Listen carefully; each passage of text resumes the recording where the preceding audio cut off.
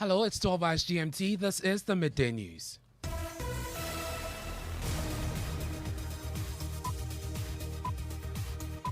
The news is live on Joy99.7 FM in Accra. We are live in Kumasi on Love 99.5 FM. We are streaming live on Facebook and over 30 affiliates across Ghana's 16 regions, including Lolonyo FM in Hohoi, A1 Radio, Dreams FM, Bolgatanga, Jubilee Radio in Keta, Radio Wa in Wa, KTU in Kufuadria, and Radio Max. Go digital on Spotify, Facebook, and the MindJoy online app. And coming up, the Ghana Health Service on aggressive contact tracing as the nation monitors 98 people who have been contacted with 2 persons who died from the Marburg virus disease. There's a surveillance system going on. There's an alert system which every hospital and every health facility and district also know about. We followed all their contacts on everywhere those 2 patients were. We have more on the surveillance as the country's monkeypox case count also hits 19. Also in this package, the tough task of keeping the NPP united after General Secretary John Boadu, who was endorsed by many regional executives, lost to Justin Kojo. There's so much work to be done, but we can only do that when there's unity. We can only do that when there's cooperation among all of us. We'll hear from the new General Secretary and a defeated organizer candidate, Titus Glover, who says he cannot work under the new national organizer. But to be blunt, to be honest, I cannot work under the national organizer. That cannot be. We'll also tell you what the former President John Mahama has been saying about the NPP's delegates conference. And I'll just say how the mighty fallen. Instead of breaking the 8, some people have broken themselves. But the former president says the decision by government to seek an IMF bailout should be sufficient grounds for the vice president to resign or be sacked. In a government where honor and responsibility are respected, probably the chair of the economic management team that has thrust us into this mess would have stepped down or been dismissed. And as government prepares to push through the $1 billion syndicated loan to fund projects in the mid-year budget review, the former president is charging the NDC to reject it, but the minority is accusing him of sabotaging government business. We are in a massive hole and we need to stop further digging. Much as they are desperate for power, they should also look at the country and the effect of their actions with a real political sabotage. Nothing else. It can be led.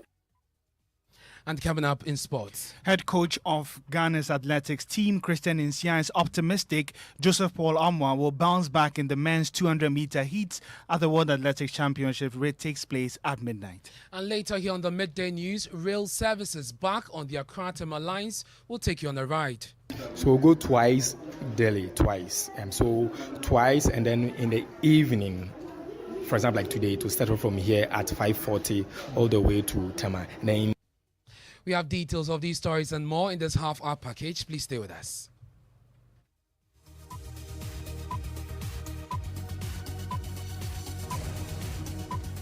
Hello again, my name is Ernest. Manu. This is the home of independent, fearless and credible journalism.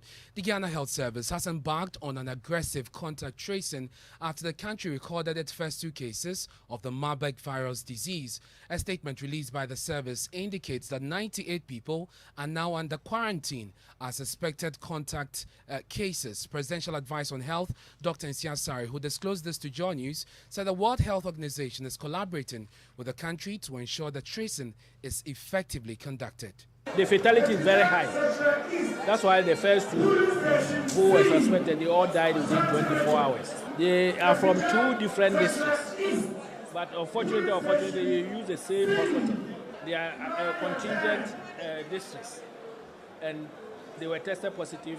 Our district team, the regional team, the national team are all there of support from WHO to make sure that we followed all their contacts. Normally, the incubation period is 2 to 21 days. So Monday will be exactly 21 days. But so far, we haven't seen any of the contacts also falling sick. So we are keeping straight watch and strict surveillance on everywhere those 2 patients were. Dr. Nsia Sari has also been giving us an update on the monkeypox disease. So far, the case count is 19. Yeah, we've recorded some monkeypox infections, about 19 positive cases in about 5 regions. It wasn't here before, but we started seeing it. we will continuously be seeing some diseases coming in because of the environmental destruction that you're having. We know most of these things are what we call the zoonotic diseases. We get it's animal to animal, but because of mankind's interaction of animals. Let's do some more on this. We're joined by the Director of Public Health for the Ghana Health Service, Dr. Franklin Esiedu-Bequin. Thank you very much, sir, for your time here on the Midday News. First of all, give us an update on the 98 persons who are being monitored by the service. Okay, thank you and good afternoon to your listeners. Yes, so we have 98 contacts, but at the end of today, we'll be discharging 39 of them. They would have completed their 21-day maximum follow-up. Would you say the rest who are in your custody or who are being monitored are also doing well and are not showing severe symptoms? Yes, so this 98, it was only one that showed some symptoms about a week ago. We sent samples to the lab and it's negative. So far, none of the 98 has showed any symptoms. They are still being monitored on a daily basis and they are fine. Your statement indicates that so far, beyond the cases that have been recorded, you haven't seen any or recorded any case yet. What is your plan to increase surveillance and nip this in the bud? Yes, so our approach is about containment at source. So what we are doing is that we are making sure that we identify all contacts, keep a close eye in the community involved. We are involving our community-based surveillance volunteers who have a better view of the community so that if the case will occur, we immediately detect and then manage. And that's what we are doing. And let me also say that our hospitals have designated holding rooms that will manage the case. We've been having coordination meetings with all our partners, everybody's interested, including the wildlife, about how to actually curtail this outbreak. Because the disease is zoonotic in nature, are you involving the wildlife department, for instance, and what role would they be playing in your grant scheme? Yes, so we are actually involving the wildlife in our discussions, in our meetings, because the idea is to find the source. As of now, we are not very certain about the source. We know that the food bat is the reservoir, but it's not very common to actually isolate those things in Ghana. So we are working together to be sure how it got into the locality and then how best we can prevent future occurrences. Should you suspect anyone who is showing symptoms, what are the channels of reporting? How should we go about this? Yes, we have a several systems that moves from the community to the district, to the region, to the national. So we have community case definitions, we have clinical case definitions that is used to pick cases. So let's say if the community volunteer find a case that looks like one, you just notify the health system. The health system goes to verify, and then will now go through the proper case-based surveillance system. And so that's what we have been doing over the period.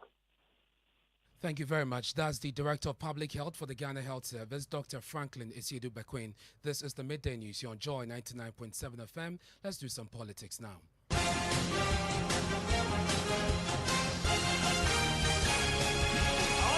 Opportunity to thank and also let you know that the Brown region is represented by Abronya DC. The regional chairman for Upper West is here. So that's the voice of the former NPP General Secretary of the NPP, John Buedu, announcing a host of regional executives whose support he had at the time he filed to seek re-election. Well, he's lost, and all these executives would have to work with the new General Secretary, Justin Frimpong Kojo. Mr. Kojo is already promising to unite all factions within the party, but analysts say this will come at a cost. Already, there are some concerns emerging. Losing national organizer candidate Titus Glover says he cannot work under the winning candidate or the new national organizer, Henry Nana Boakye. Listen. It was a meeting of the rank and file of the party with the goal of electing national officers. Billed to start at 9 a.m., the conference took off after 2 p.m. Key party members, including former President John Agyekum Kufuor and Chairman Freddie Blay, underscored the importance of the occasion. Let us operate democratically the way our tradition demands of us. We need all the unity we can get and master within the party. I will appeal to all of us to work together, stand together, irrespective of the result that will, even at this level, come up. Winners or losers, the party is the winner. Political parties took turns to deliver solidarity messages. While some focused on the economy, others addressed matters of concern. The NDC's Peter Boama Otukono and Janet Nabil of the PNC addressed the gathering. The new patriotic party remains the luckiest political organization in Ghana, yet have only offered poor leadership, incompetent leadership, leading to the current economic meltdown and hardship for all Ghanaians. The PNC would like to use this opportunity to plead with the MPP and the government in power to please pardon Honorable Adjo Asafo. Only 40 are women. For Adjo Asafo to go, it will be left with 39. President Akufo-Addo, who led the MPP to victory in the 2020 polls, had his say as well. He focused on the current state of the economy. We came to office under an IMF program, a derailed IMF program, which we inherited from the Mahama administration. I want to assure you that we're going to negotiate a good deal. The man who has been in charge of government's economic policy, Ken Ofori-Atta, who was at the conference, addressed calls for his resignation. It's almost like telling a father to resign from his children because he's changed his mind. You know, there are times that decisions have to be made for the survival of a country, and therefore, if circumstances such as COVID or Ukraine war occur, which are not typical, it does change the environment, and sensible people will change their mind. Even before voting commenced, chairmanship candidate Stephen Asamoah-Boateng alleged vote buying. People are going behind me with money. They want to buy your vote. They are using money now. Are you saying that you've not paid a dime to anybody? I have gone round 3 times. I've given them TNT 3 times. Some 291 members of the campus wing of the NPP TESCON were not allowed to vote after it was announced an injunction had been imposed by the courts. I'm saying to break the 8, and with the youth without us, I don't think breaking the 8 will be possible. We can't break the 8 without the youth. And who are the youth? The youth are those in the institutions. It's quite unfortunate. Voting commenced sometime after 4 p.m. on Saturday. The ecstatic crowd sometimes cheered and booed some candidates. The process ended late Saturday night with counting dragging beyond Sunday 1 a.m. Professor Christopher Meyawakufi had 101 votes. Akwesi Ose Aje had. Then came the results. Stephen Intim ended his 20-year journey to become chairman. I'm going to cherish the chairmanship position. I'll value the chairmanship position, and I'll make sure that it will be a unique position that will remain enviable for anybody in the party to aspire at. Justin Kojo Frimpong defeated incumbent John Boedi to become general secretary of the party. The message to the NDC is that they should watch out because the MPP is breaking the 8. So that's a News Desk report giving us a wrap of the NPP's delegates conference. Let's now hear from losing national organizer candidate Titus Glover, who says he is not willing to work with the national organizer of the party, Henry Nana Boakye. But to be blunt, to be honest, I cannot work with another Nana. That is not possible. That cannot be possible. That cannot be possible. How can I go into an election with a competitor and you come and work under? I see myself competent, but to work under him, it's below the belt. And that's a reason. You had that Titus Glover. Let's bring in now a political analyst, Dr. Kwame Asah-Asante. Thank you very much, sir, for your time here on the Midday News. How can the party keep its front united after such a process? You've already heard people say, Titus Glover say, he cannot work with the one who won in that competition. How should the party do this? I think people must know that in a democracy, it's a contest. Definitely one person will win. And when you lose, you have to accept defeat and abide by the rules of the game. And you are prepared to work with the party to gain power. The ultimate aim of every political party is to win power and form the next government. So I'm surprised that Mr. Titus Glover will make such a statement. In any case, if he doesn't want to support the party to win power, that is his own problem. But it doesn't lie in his mouth to make that statement and say that, yes, I cannot work with you for that matter, and nobody else can do that. No. it is his position, people will respect that, but that the party is an entity that is bigger and stronger than him. So the party will go ahead, irrespective of the threats that he is issuing. I'm grateful for your time. That's Dr. Kwame Asasanti. He's a political analyst at the University of Ghana. Well, we have a statement from other candidates who lost in the elections on Saturday. Let's hear from Stephen Asamoah Boateng, who has released a statement. My colleague Joseph Akable joins me in the studio. Joseph, he alleged vote buying during the conference. What is he saying in the statement? He says he urges all to be strong and motivated for the journey which lies ahead of the NPP at large. We did what was expected of us, but the delegates believe that current executives can do better, that is those who have been elected. I respect their decision without any reservation. We also know that TESCON members were not able to vote last Saturday. They have petitioned the party. What more do we know about this? In fact, they have decided to suspend all activities on the various campuses until further notice, which includes general meetings, programs, elections, handing overs, until we see the said injunction, the one who placed the injunction and the reason for the injunction, and also give us positive assurance to settle us as soon as possible. Well, we'll see how that pans out, but the General Secretary of the NPP, Justin Frimpong Kojo, says he will work to keep the party united. As a political party which is seeking to make history, to be the first political party to win an election for 3 consecutive terms, it means that there's so much work to be done. But we can only do that when there's unity. We can only do that when there's cooperation among all of us. Justin Frimpong Kojo is General Secretary of the NPP. The former President, John Mahama, has also been speaking about the NPP's Delegates Conference. Listen. We play to our own tune. We don't play to the tune of the NPP. They finished their executive elections yesterday, and I'll just say, how are the mighty fallen? Instead of breaking the 8, some people have broken themselves. You had the former President John Dramani Mahama, but let's stay with him because he says the decision by government to seek an IMF bailout should be sufficient grounds for the Vice President, Dr. Mahmoud Bawumia, to resign or be forced to step aside. Now, according to him, the leadership deficit in the Akufo-Addo government is responsible for the economic mess experienced by the country. The IMF last week commenced discussions towards a bailout package for Ghana after concluding the first round of meeting with government. Addressing a retreat for members of the NDC caucus in Parliament, the former president said the Vice President should give meaning to honor and responsibility and resign. Our ability to meet our debt service obligations remains tenuous, with Ghana ranked as a country with the second highest likelihood of debt defaults in the world after El Salvador. One of the key architects of the failed policies and mismanagement that have led to our economic downfall and suffering found it necessary a couple of days ago to put up a public display that verges on the ridiculous and comical. In a government where honor and responsibility are respected, probably the chair of the economic management team that has thrust us into this mess would have stepped down or been dismissed.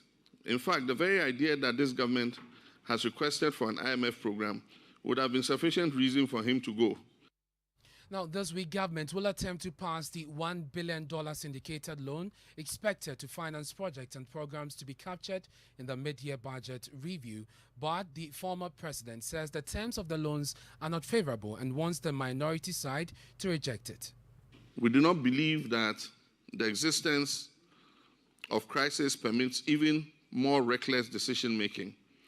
All decisions and policy choices made at this critical juncture could offer relief or could exacerbate our problems and make recovery extremely difficult. We are in a massive hole, and we need to stop further digging.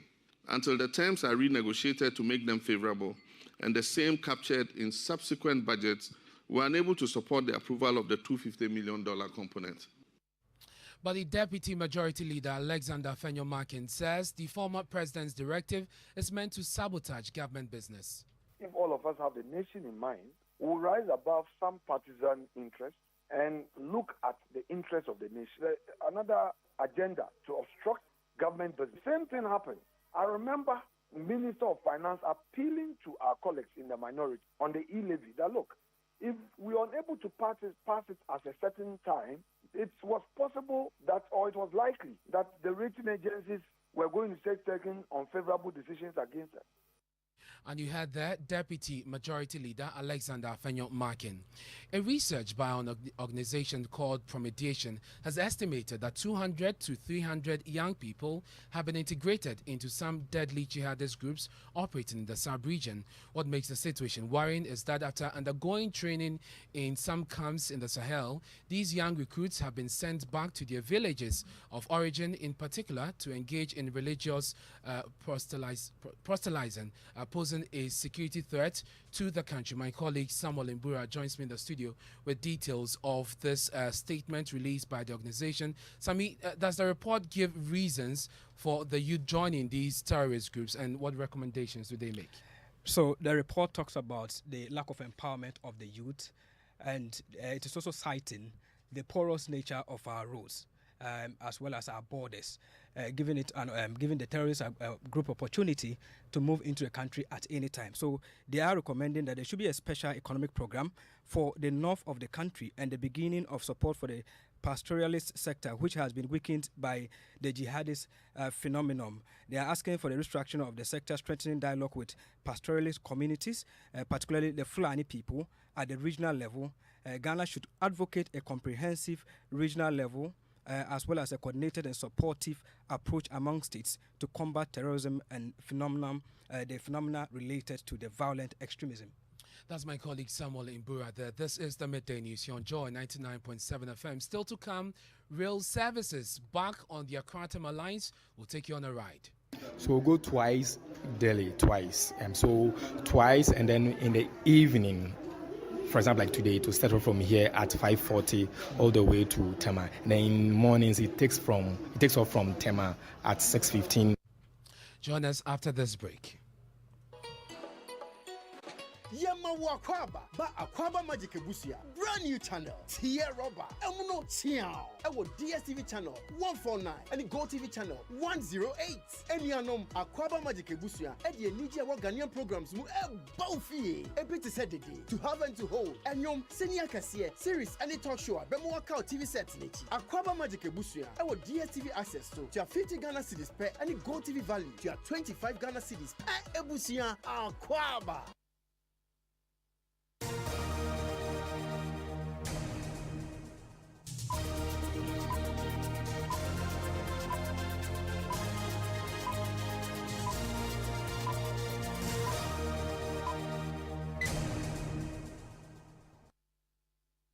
This is the Midday News here on Joy 99.7 FM with me, Ernest. Time now to find out the latest in sports. Oreko Ampofo joins us. Hello, Oreko.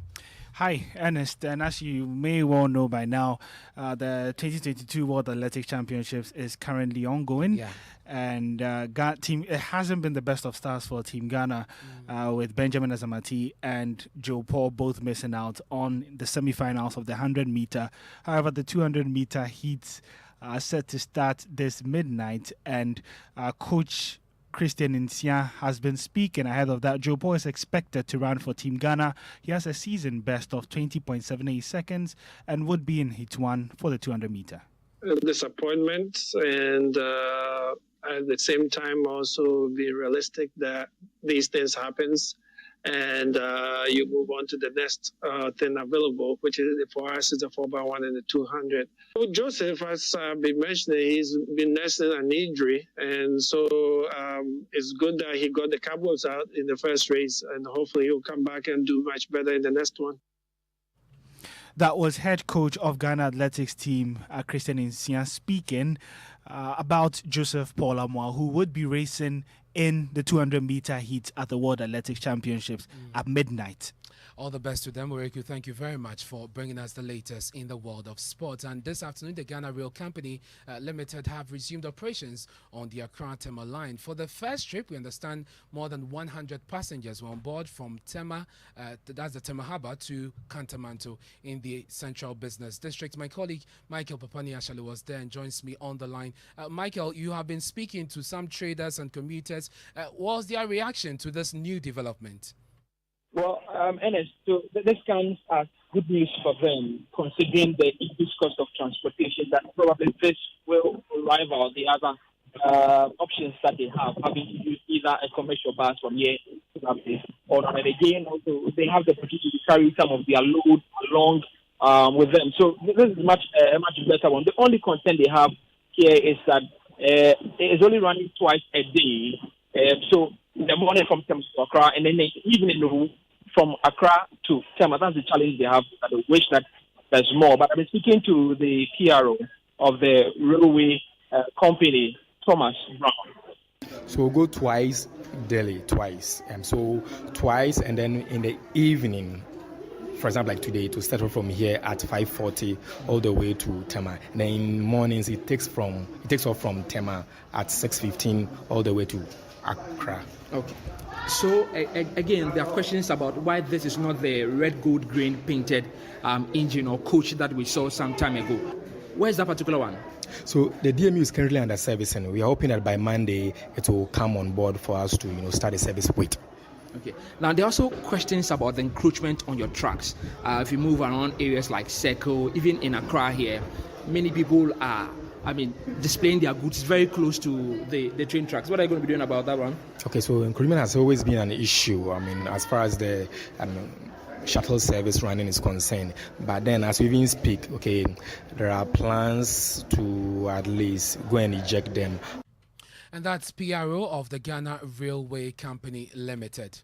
The National Petroleum Authority says it has begun investigations into two fuel stations in the Western region for allegedly cheating consumers. Communications Manager of the NPA, Mohammed Abdul Kudus, tells Joy News the authority discovered this during its routine monitoring. Majority of the stations they went to were compliant and playing to the rules. It's just the two that they found are culpable to the issues of under delivery. And per our protocol, we're supposed to raise air on the side of the consumer. So immediately you close it down and trigger an investigation to convince yourself of what exactly is the key. Investigation would actually be ongoing right now. What exactly is the issue and what next line of action is supposed to be taken. It could be all of the time for them, but one of the time would actually be for the master, and that is the National Petroleum Authority. And that's when we get you, our full loss would actually come after you. So we are asking all players within the industry to, as much as possible, to stick by the rule, and they can actually be guaranteed of a friendly relationship with us. And to the consuming public, we are urging them, as much as possible, they should bring to our attention what their issues or challenges are with the service and filling station. If they can. And you heard there Mohammed Abdul Kudus. He speaks for the National Petroleum Authority. And just before we go, over 90% of people living in flood-prone areas are primary JHS or SHS leavers who lack information about floods. That is part of the findings of research by the Center of Settlement Studies at the Kwame Nkrumah University of Science and Technology. Kwesi Debra reports. Over 90% of them are JHS and SHS leavers, of course, with some primary level also included.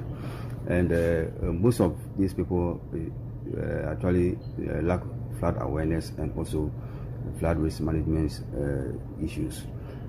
In terms of staying there longer, it turned out that women tend to stay there longer, accounting for about 58.3%, and for households, it turned out that the average number of children, somewhere around 3 to 4 children in terms of families living there. Notwithstanding the relatively low educational level of the people, it came to light that many of them have both capacity in terms of skills, acquiring skills, and operate as hairdressers, artisans of the various trades, while others are involved in petty trading towards building a livelihood.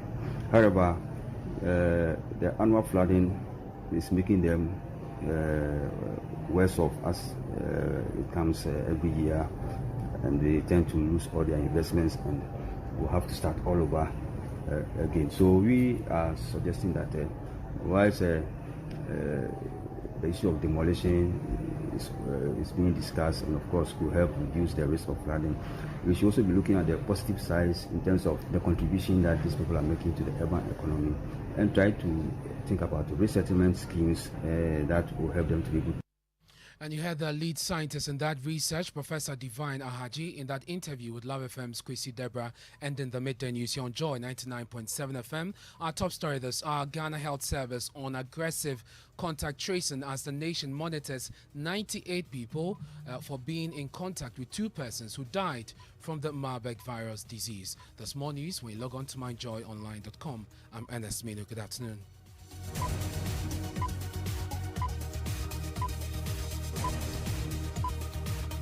Isn't life wonderful when everything worth doing is scheduled? Hitting the stop button on your alarm just in time for your morning jog.